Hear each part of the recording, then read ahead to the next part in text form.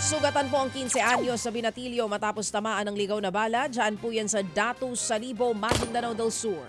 Base nga sa investigasyon, nagse-cellphone lamang ang biktima nang tamaan po ng bala sa leeg. Agad po itong dinala sa ospital. Hindi pa maalis ang bala dahil maraming ugat ang nadamay. Inaalam naman ng mga otoridad kung saan galing ang ligaw na bala.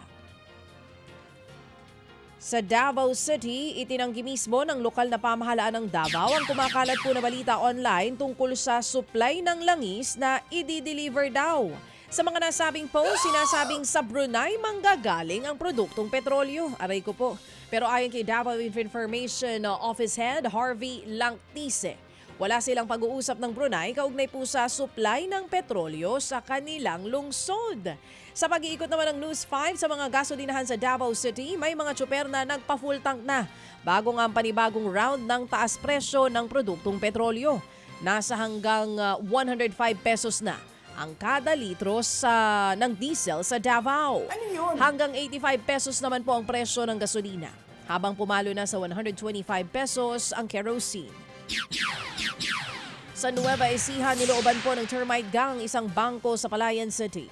Sinira ng grupong Imbornal na nasa tapat po ng bangko. Sa ilalim nila sinimula ng paghuhukay papunta po sa loob ng establishmento. Nadiskubre ng security guard ng bangko ang pagnanakaw pero hindi na naabutan ang mga kawatan. Nasa 1 milyong piso ang natangay ng mga magnanakaw. Naiwan pa ng mga suspect ang mga gamit nila sa paghuhukay. Patuloy naman ang investigasyon para mahuli ang mga kawatan.